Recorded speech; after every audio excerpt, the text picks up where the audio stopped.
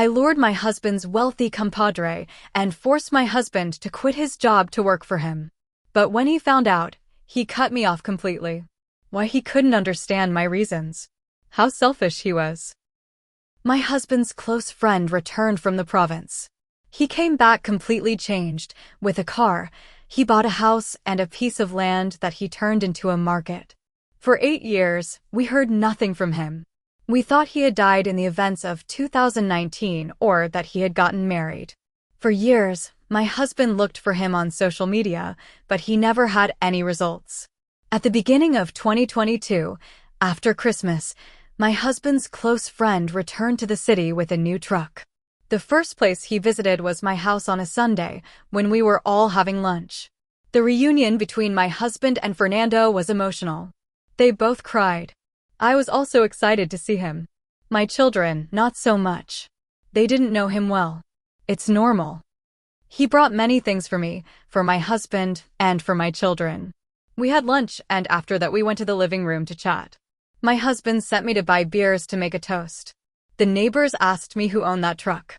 It was beautiful and modern. I was proud that a vehicle like that was outside my house. It belongs to my close friend, my oldest son's godfather, I would answer. In the living room, my husband told him that he had looked for him for a long time. I forgot to mention that my husband even traveled to their home province to see if Fernando had gone there.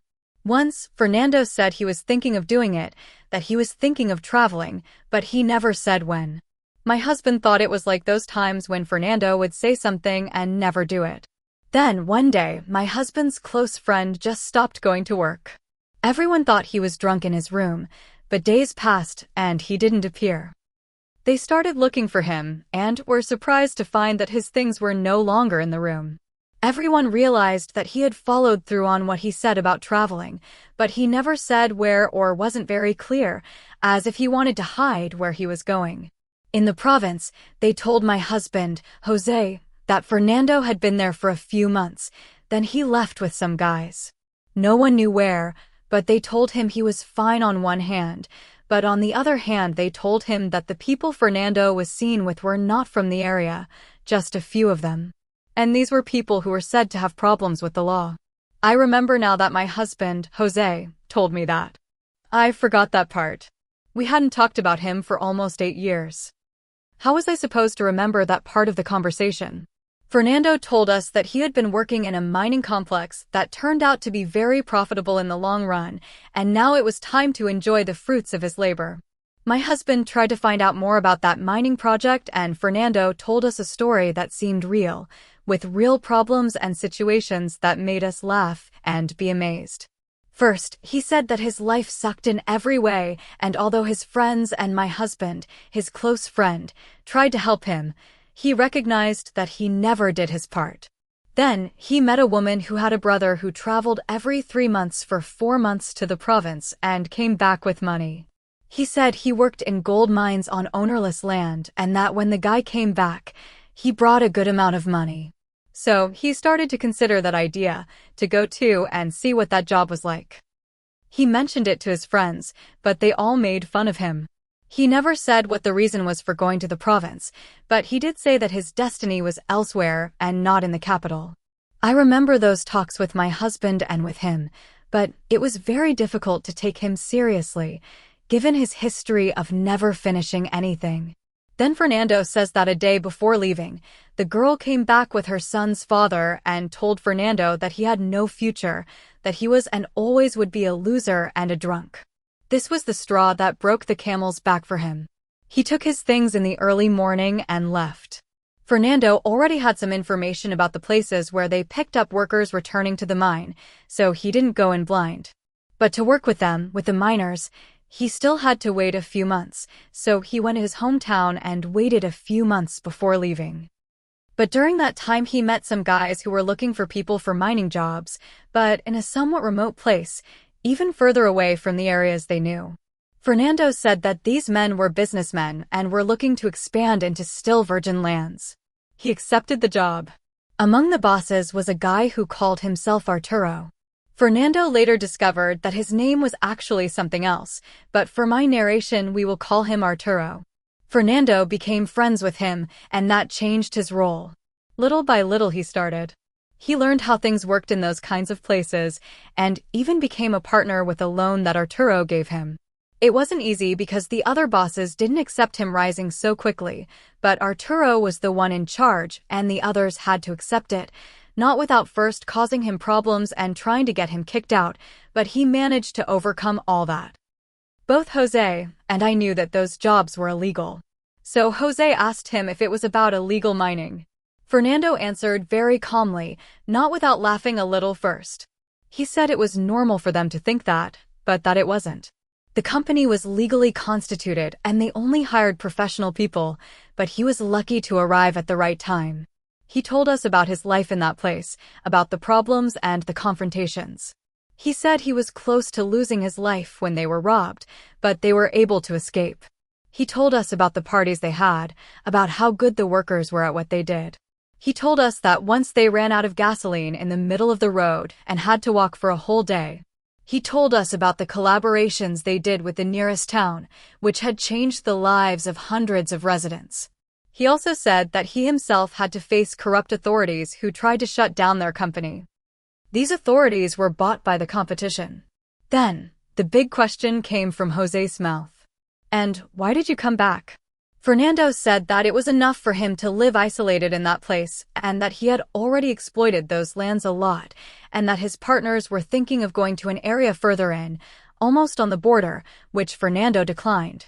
He said he had already saved enough money and that now he wanted to start a new life here in the city, that he wanted to buy a big house and also wanted to start a business nearby. I don't want to lie. Fernando dazzled me without me noticing. We continued drinking beer until 11 at night. He was drunk, couldn't drive, and had nowhere to go. He hadn't rented anything, so Jose asked him to stay in my older son's room, his godson. My son slept in my other son's room on a mattress on the floor. In my bed, my husband and I talked about everything Fernando had experienced and how incredible it all seemed. Both Jose and I were full of admiration for him. The next morning, Fernando left very early.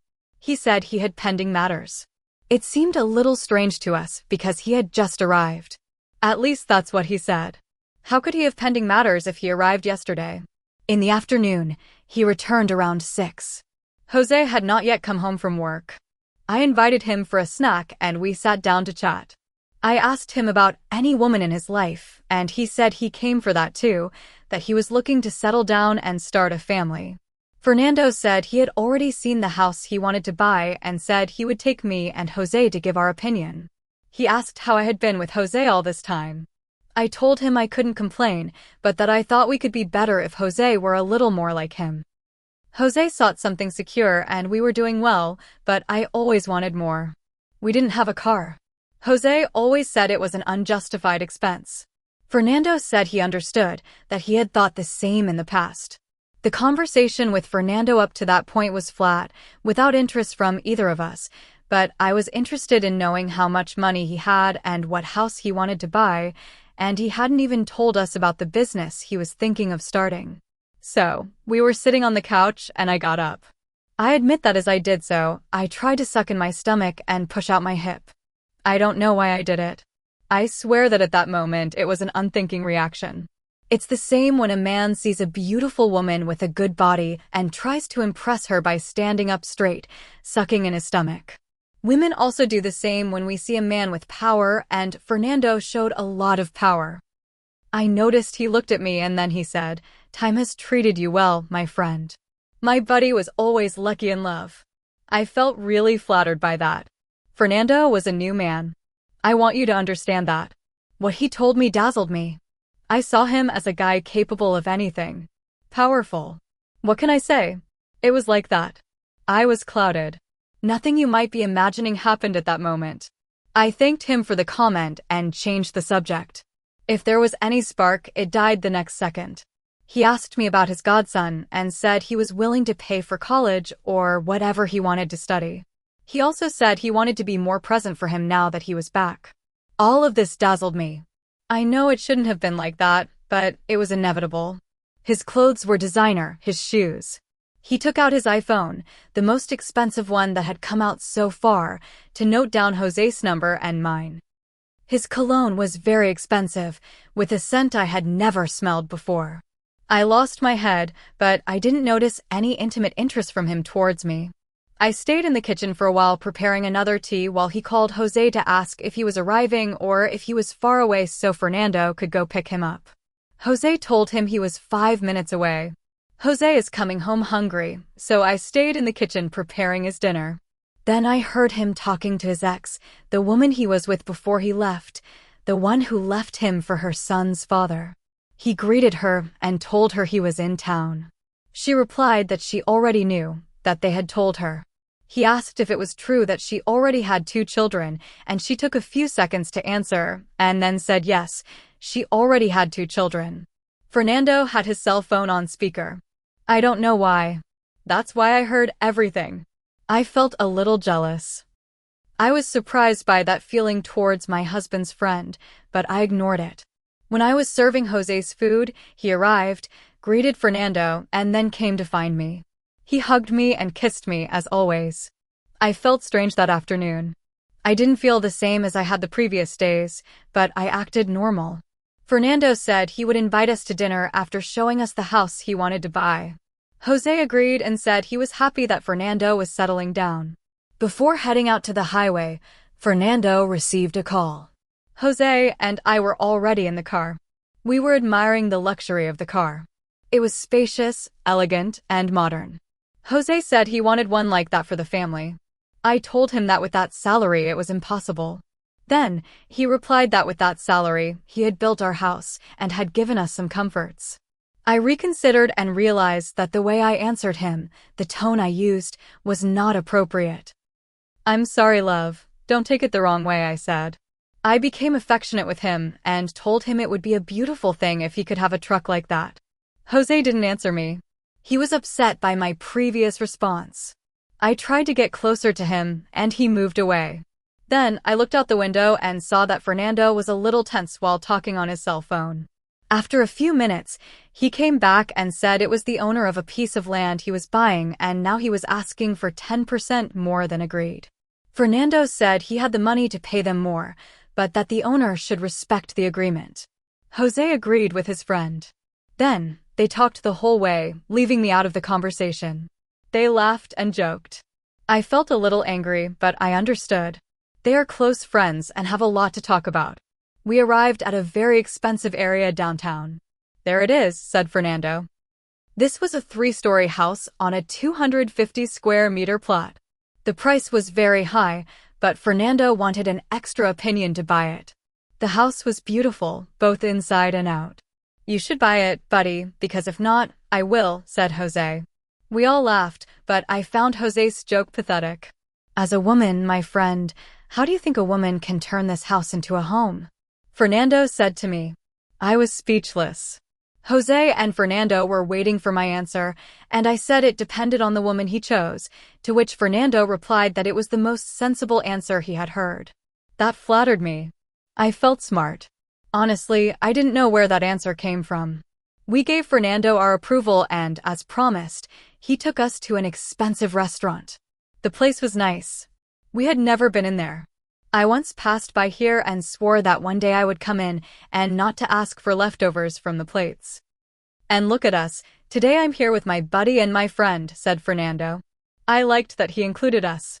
He could have said, and look at me here, but instead he included us in the sentence. The food was rich, small portions, but very rich. The wine, very expensive. Everything cost what my family spent on food in a fortnight. I knew that the lives of wealthy people were different from my family's, but now I had experienced it. After dinner, Fernando took us to our house and said he would pass by the next day to pick up Jose from work to take him to see the land he was buying. I felt excluded again, but I understood. At night, in my bed, after having relations, Jose fell asleep, but I couldn't sleep a wink. I was thinking about the house. It was beautiful. I wanted to live there. The bathrooms were large. Not even all of my and Jose's wardrobe would have taken up half of the master closet. The kitchen was white, shiny, the living room huge, and very elegant. I was really impressed by all that comfort. In the morning, I woke up late. Jose prepared his breakfast and left. My children also took what was there and left. Jose wrote to me in the afternoon telling me he would be late and would not have dinner because he was going to have dinner with Fernando after seeing the land. When Jose returned, he was drunk. Fernando had sent him back home in a taxi. He wrote to me and apologized for sending Jose in a taxi, but he couldn't drive. He said he was already at his new house and that whenever I, Jose, and my children wanted, we could visit him so the house wouldn't feel so lonely. I sent him a message of thanks and admiration that he didn't see until I wrote to him again days later. The next morning, before going to work, Jose gave me details of the land that Fernando bought and that it was large. It was ideal for putting up a market, he said. It was outside the city center limits, in an area of not-so-quiet neighborhoods, and he told me that Fernando had offered him a position as the person in charge of ensuring the construction was correct. He would pay him well. He even offered a job for me when the market was finished. Jose said he would think about it. As always, he wanted something secure that wouldn't suddenly leave us, for some reason, without money for food. But Fernando said that if for some reason the work stopped, he would continue to pay him without problems. I told him to accept, that we needed the money if he really wanted to have a car someday. Then he said that, about that, Fernando had offered to buy him a car so he wouldn't have to take the train. Jose refused to accept, but Fernando said it would be from his company and he would only use it as part of the job. The car was new, not like the one Fernando had, but it was a car after all. He showed me the model. It was a nice American sedan. The price was over $50,000. I told him he should accept it, that we needed to have something like that at home. I convinced him to leave the construction site where he was working to take the job Fernando was offering him. My buddy is a different man now. He's an all-around great guy, said Jose. I had never heard Jose talk like that about his friend before. My admiration for Fernando grew, and for Jose it almost died out. Then I ruined everything. Fernando, Jose, me, and my children went to buy the car. I took a moment when everyone was distracted in the car and Fernando was left alone for a few moments. I approached with a smile and, lowering my voice a little, I said, I wanted to thank you personally for all these details. Really, you have done something beautiful for me and my family. You don't know how much I appreciate it. I would like to thank you in some way. Then I touched his arm.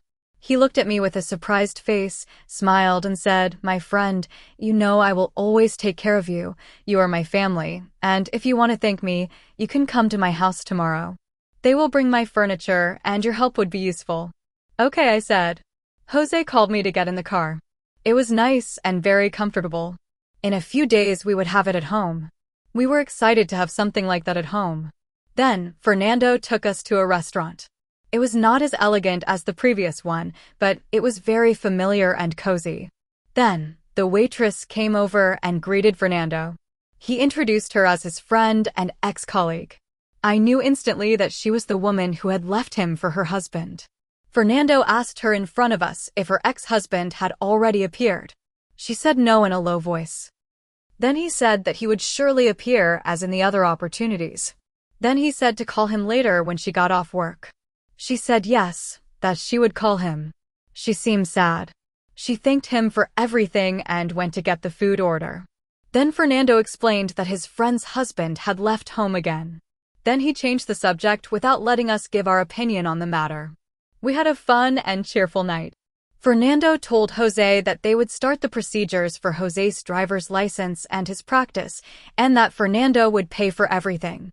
I noticed Jose was a little uncomfortable with Fernando paying for everything, but it didn't matter.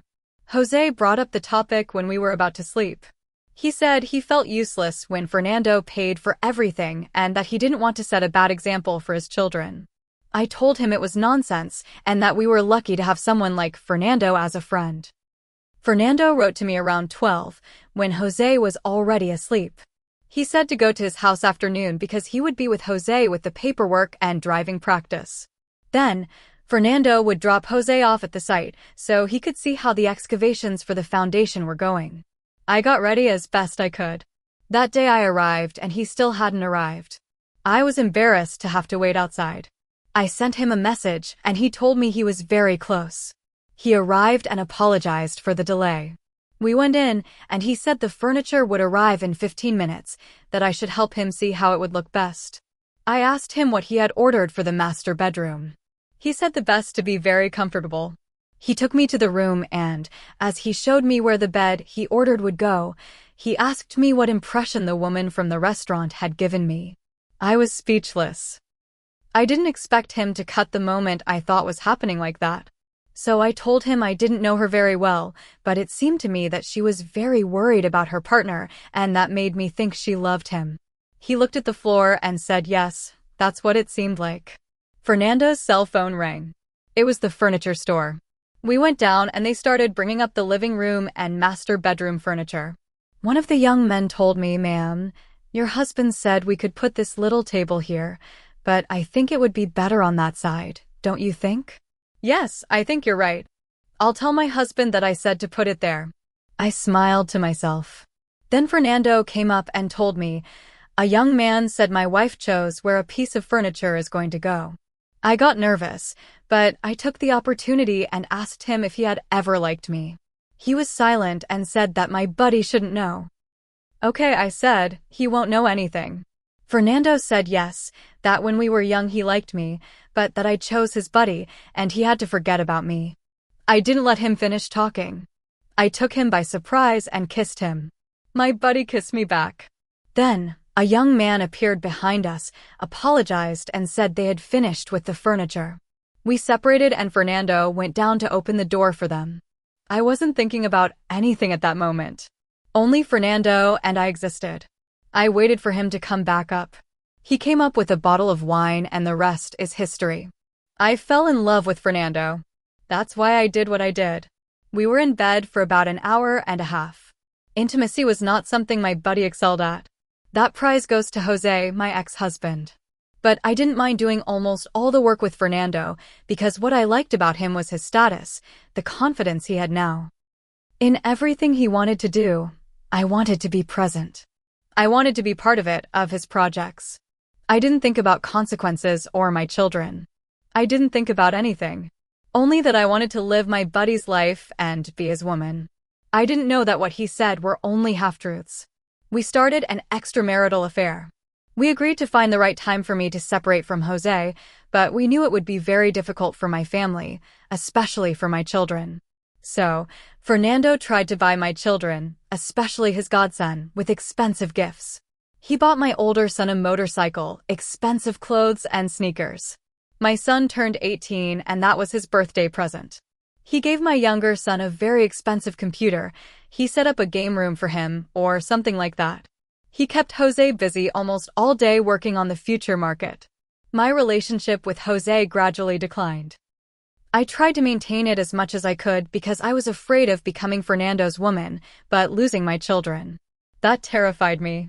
From time to time, I would reward Jose by having relations in his car.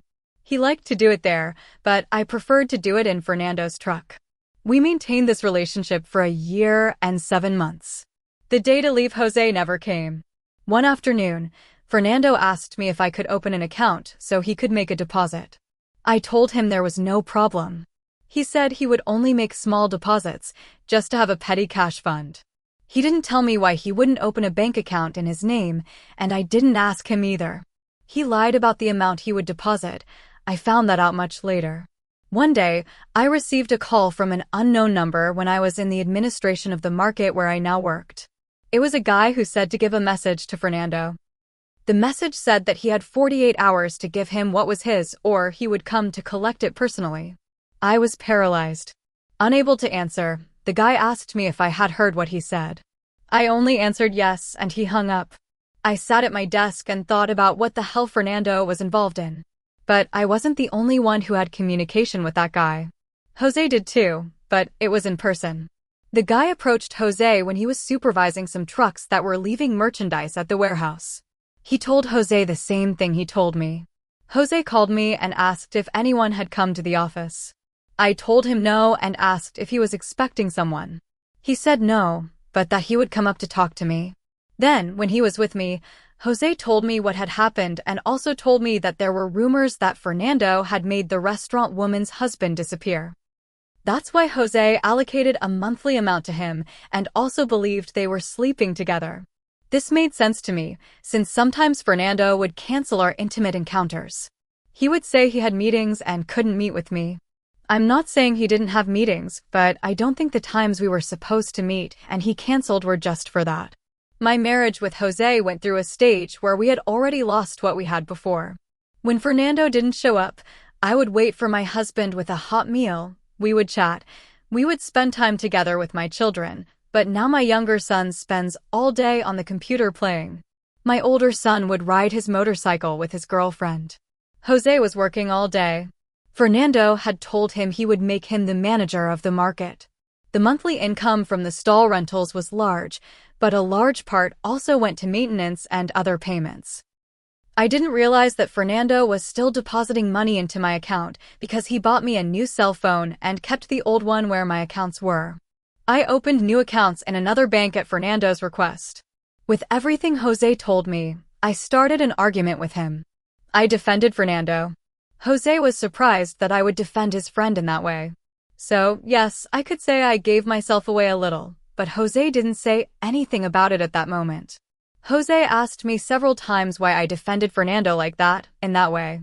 Given Jose's insistence, I told him that Fernando was a man who made things happen. He was no longer one of those who just talk and do nothing. Now he says he wants to do something and he does it. It was a big fight I had with Jose. I had to talk to Fernando. I called him and told him we needed to talk. I left the girl we had as a secretary and went to Fernando's house. He was waiting for me. We didn't talk much, we had relations. Then we talked about what Jose told me. Fernando told me that yes, maybe it had to do with the disappearance of the woman's husband and that he was sleeping with her, that he had also bought her a house. It hurt me a lot to hear it from him, but I already knew it was true. But still, nothing could take away my annoyance. We argued, but Fernando didn't give me the importance I thought he would. I mean, he didn't even bother to hide anything. He ignored me when I complained about the house he bought for the woman. So I got dressed and left. He stayed at his house. He didn't make an attempt to follow me or ask me to stay with him. The next day, I was wondering if I had overreacted, because I knew well that he was still in love with that woman. And besides, Fernando was not the first to make the first move to betray Jose. I made the first move, he just followed me, and that made me feel like the big loser. Even my job at the market was not relevant because there was a girl, a secretary with experience in administration, who took care of everything. Practically, I listened to her on some administrative points. With Fernando, I had no power. My body did not attract him. I had Jose, but it didn't matter that much anymore. I saw Fernando as far above my husband. I felt frustrated, powerless. Fernando came in the afternoon and talked to me as if nothing had happened. He cared. I was filled with rage, but I preferred that to having nothing. I suggested we chat about some things. He reluctantly agreed, but he did it. In his office, we had relations, then we went to a restaurant for lunch. We were sitting almost near the entrance to the kitchen, Fernando looking at the door. I was talking to him, and his head was somewhere else. When suddenly I see him, as if he saw something, he gets up and tries to run out. I hear some screams behind me and gunshots. Everyone screams. Me too. I see Fernando trying to enter the kitchen, but a projectile hits his leg. He falls, but manages to enter and close the door. The guys try to enter, but someone also shoots from inside. One of the guys who was trying to enter falls to the floor and the other runs away. The screams stop. I was on the floor under the table. I went into the kitchen and saw Fernando trying to get up. He said we should get out of there. He was limping and wouldn't stop bleeding. We tried to get to the door. We took a long time because he had a fractured femur and a lot of pain. The police arrived and that's when Fernando's fall began. As I said, he told us half-truths. He never had a legal company. It was all illegal mining. They worked and exploited the land and many people. When they saw no way out, they tried to fix their problems with the authorities, but the competition had already won them over. Fernando's enemies had arranged first with the authorities to leave Fernando and his group out of the business. When they saw no way out, Fernando and his partners tried to divide the profits, but they fought and Fernando fled with a good part of the gold, others with another part, and a few were left with nothing. And those were the ones who were looking for Fernando. Little by little, Fernando was selling the gold and depositing the money into my account, which seriously compromised me. Fernando was immediately transferred to the hospital, but then he was transferred to a private clinic. The fracture in his femur was serious and would require surgery. He was not going to be able to move on his own for weeks, maybe months. During the first few days, he didn't want to talk about what happened, but after a few days the investigation police began to visit him. I realized that his legal situation was getting complicated. The police did not arrest him immediately, but they monitored him while they analyzed his history. That same day of Fernando's attack, Jose arrived at the hospital, then went to the clinic when he couldn't find us. When he arrived, he didn't come for Fernando, but he came for me. When he saw me, the first thing he did was slap me and ask me if I was sleeping with Fernando. Before that happened, I was in the waiting room thinking about what could happen now, why that attack, and why Fernando was armed. That only meant that he knew they were looking for him. It was not a normal robbery, there was something else there. I still didn't know the details. After receiving the slap from Jose, a doctor and some nurses tried to calm him down. They called security to get him out. Jose told me to come out too to talk, but I was scared, but I also wanted to know if Jose knew anything else about what was happening. So I went out with Jose to the parking lot.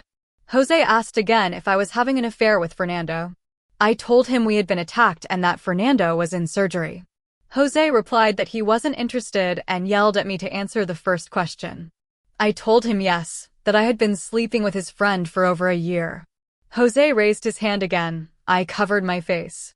He held back. He said I was a miserable person and said some more insults.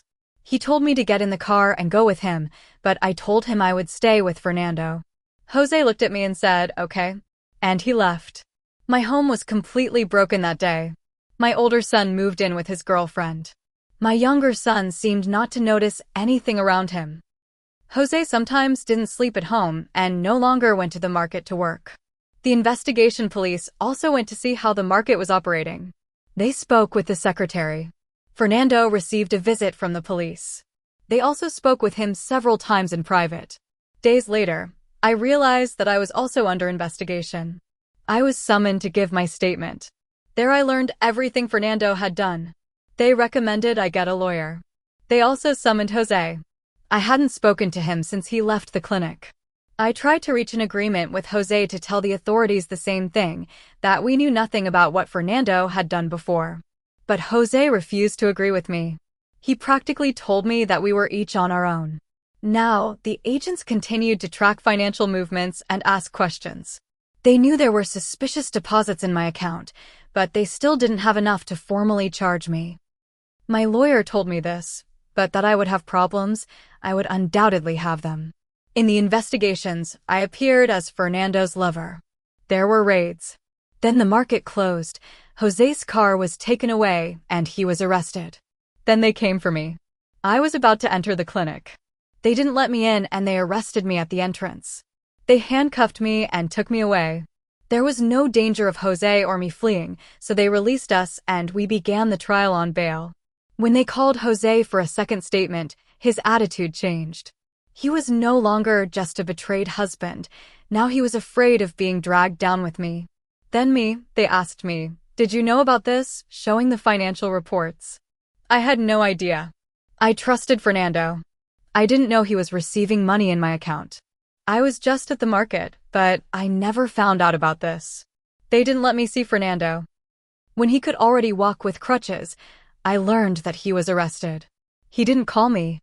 I didn't hear from him until I saw him at the trial. But we didn't talk. He didn't talk to Jose either. This nightmare of trials lasted a year and 9 months. When it was over, I was morally destroyed, emotionally dead. I had nothing in my life. Jose lived in the same house as me, in our house, but he was already making his own life, or so it seemed. My older son has a child now. He didn't go to college. He works in his father-in-law's business. My younger son has a small career as a content creator and has been out of the house for a year. He doesn't visit us, at least not me, just short chats on his cell phone to see how he is.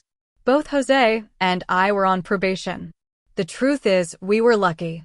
It could have been much worse, but they didn't find anything that could complicate us further. We were just Fernando's mules.